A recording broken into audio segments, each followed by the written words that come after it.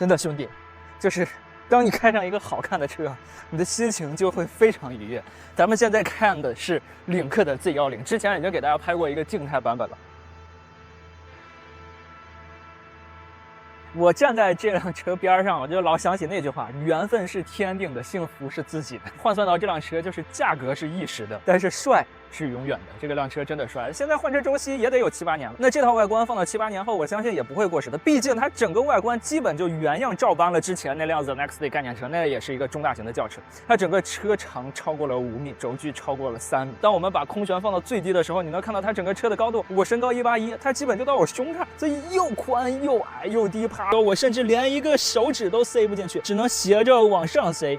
整个姿态真的太漂亮。那我们今天身边这是一辆4驱的顶配版车型，前后双电机，前边是270千瓦，后边310千瓦，580千瓦的动力换算成我们常说的马力数的话是789马力。这辆车的整备质量接近2.5吨的一个重量，8公里加速3.5分秒。前边是 Brembo 的盘，4活塞的卡钳，也能看到领克的字样，21英寸的255宽度的米其林 PSEV 的轮胎。这套设定让这辆车的100公里刹停距离是35米，又能跑得快，又能刹得住。前双叉臂，后多连杆，双腔空悬加 CDC， 这个 CDC 支持每秒2000次的主动调整。我们今天开的时候，就是这个车给我的感觉，你还记得吗？我说这辆车就像一个大型的猫科动物，但是又特别矫健，变道指向性，整个底盘给人的反馈就是非常有信心，非常丝滑。它的智驾方案现在是激光雷达加 Orin X 的这套英伟达平台的组合，但是目前具体的信息呢，他们没跟我说，估计大家在发布会上就能看到了。平的车窗啊，没有水切的一个设置，然后它这个门把手也比较有意思，隐藏式的，当你把手塞到这儿的时候，它里边有个感应，它会自动把车门弹开，弹开之后你能看到非常帅的无框式车门，然后没有电动式车门。其实我个人更喜欢这种配置，它是一个电吸门。当在这种下雨天气的时候，一个电动车门确实有点着急。现在这个车的高度已经是最低了，塞不下一个 iPhone 12。但当你把它抬起来的时候，它这个双腔空悬有60毫米的一个举升高度，对于一个轿车来说，60毫米还是挺夸张的。举起来之后塞一个手机又是绰绰有余。就是我觉得这种超过3米轴距的车型，它的底升确实太重要了，因为轴距越长越容易被坡底，太深有体会。说到它的能源补能，我们现在知道的就是，无论是它后驱还是4驱版，它都用了95度的磷酸铁锂的金砖电池。后驱版能让它有着806公里的一个续航里程 CLTC， 而4驱版呢是做到了702。我们去给它打一个7折，就是500-600公里的话，其实你每天开30公里也够你开10几天了啊！其实现在这个续航里程也是完全足够了。那充电方面呢，因为都是集团内部共用的，所以这辆车肯定也会能享受到极客的那些超充桩的一个便利。往后走，我们终于见到了它尾翼升起来的一个样子。这个尾翼它有3档，一是关闭，二是打开，第3档就是自动。自动的时候，当你的车速超过70公里每小时，它会自动打开。然后它有一个小细节，就是当你跑到红绿灯的时候，Auto Hold 打开，它尾翼会往下降一点。那在你起步的时候，它会又翘起来，这个尾翼是灵活调整的。我还有一个小建议，也跟他们说了啊，就是底下这块盖板是一个纯平的黑色盖板，当你打开的时候，在后边跟车的时候，其实非常明显。我觉得这就是一个天然的广告牌，对吧？领克后期可以给车主提供一些3方的选择件，比如说车主你愿意把你的名言啊，就是你们结婚的一些纪念日啊或者什么放在上面，因为你不做，我相信后期肯定会有3方市场去做。它的后备箱按钮在这儿。O 的中间打开之后，它这个后备箱的储物空间，我觉得就是中规中矩了，因为它其实没有什么额外的配件，顶上就一个照明，右侧有一个12伏的点燃器供电，挂钩锚点我都没有看到，因为是一个4驱带空悬的版本，它原本下沉式的储物格又被2个气瓶给占据了，所以基本就这么大。规整是规整，但是我还有一个小的槽点，就是你作为一个旗舰车型，对吧？虽然集团内部等级森严，但是这个该包的地方还是得包。我觉得吉利集团不差这些东西，该包上，没必要再让车主去买3方的配件了。那以上就是整个外观的一个细节，还有它的动力的一个基本盘。那我们就进车内来给大家再看一下车内的一个样子。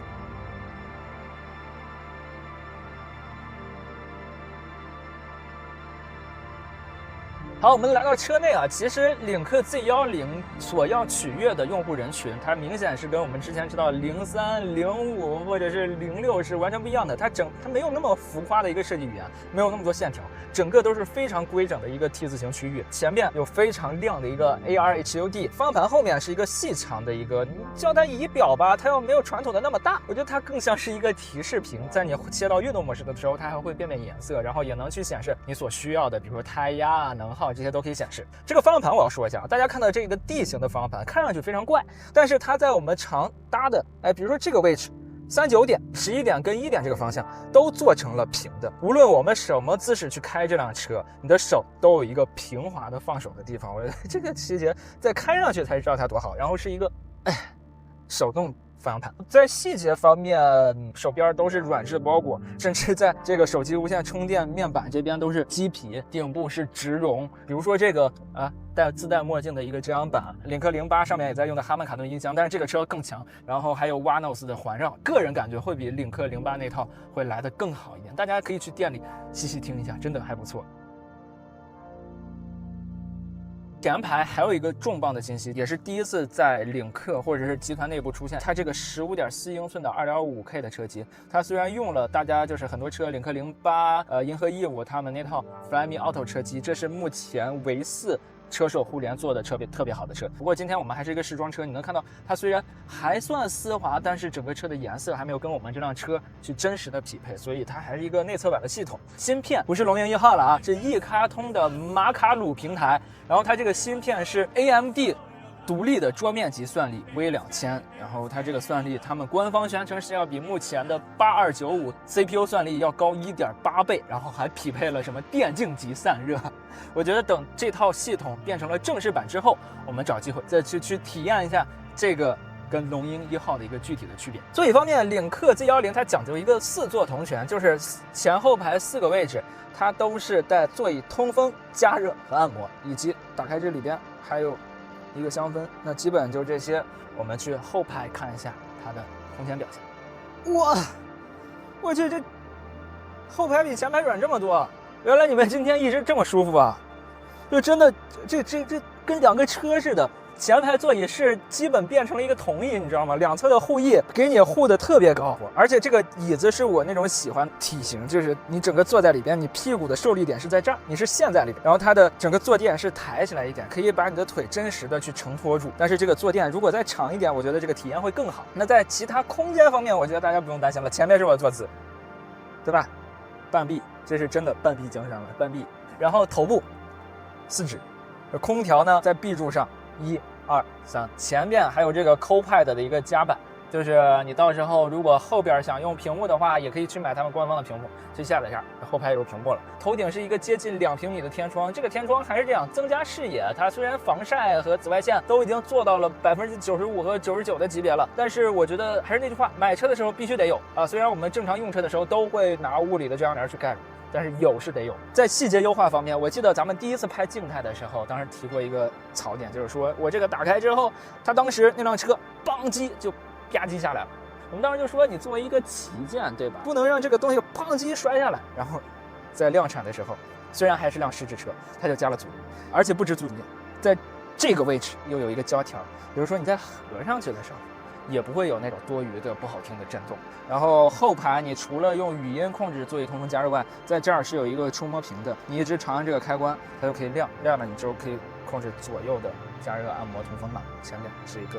杯架，那基本这就是领克 Z10后排的一个状态。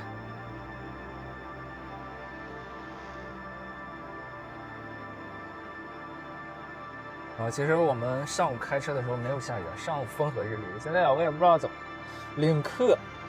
人家5年参加 TCR 拿了6届冠军，我华不里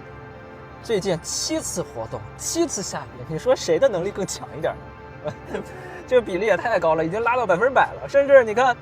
我这朋友由衷的冒雨为我点个赞，他是在认同我，我就当他在认同我。我开车的时候经常开习惯了，就容易把手搭在这儿，或者激烈驾驶的时候放在这儿，然后开高速的时候开辅助驾驶放在这儿，这就是几个常开的姿势。这个方向盘其实我觉得是挺实用的，这个方向盘摸上手感粗细也合适，就是稍微有点硬，如果再软一点就好。整个车的动态它其实我首先这个单层玻璃，但是隔音呢是比我想象的要好一点，只不过当速度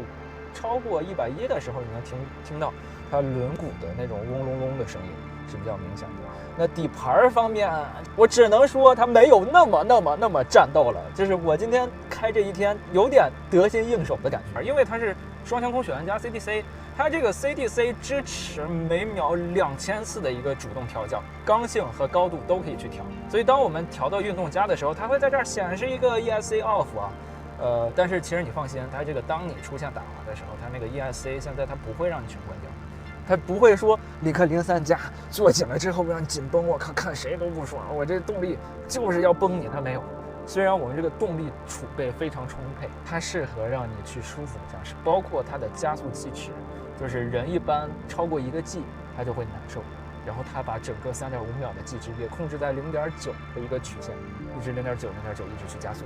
而这个方向盘它是真准的。它现在有大概6种模式，包括自定义在内6种模式。运动加是最激进的，就运动加是一个什么水平？我们待会儿可以录一下，就是棒棒棒棒，一脚一脚能踹你。而到舒适啊，就会稍微舒服一点。我觉得它这个加速也有去在做控制。然后我们今天能耗你看一下，24.7度。但是其实这个能耗是加上下午下大雨，然后我们静态拍摄用电，然后我们在各种测试的情况下的一个功耗。按照我的经验，2.5吨的车。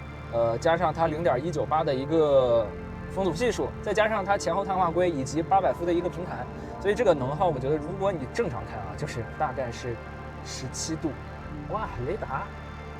这个你看，这个车也是浩瀚架构引擎的，跟咱们这个车一个平台。我觉得这个浩瀚架构真的是吉利投这么多钱花在这个浩瀚里边，真的是一个大宝贝。所以这个车底盘还怎么了？我觉得它是踩在了那个舒适跟运动的一个平衡点上，而且踩得非常准。我觉得这是一个需要非常老道的那种底盘调教能力才能调出这辆车。我甚至平时我去给大家聊车的时候，我会去说它的油门线不线性，刹车线不线性，方向盘指向准不准。我觉得在这辆车上都不用提，因为它就是无感的，无感就是最好的一个状态。就这句话，这辆车我想了半天去形容它，它给我的感觉就是。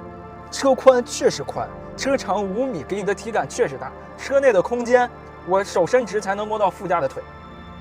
对吧？就是车确实是个大车，但是它就像一个大型猫科动物，它是有力量的，它是一头猎豹。当你需要去激进驾驶的时候，它随叫随到。G10基本就是这样的一辆车。OK。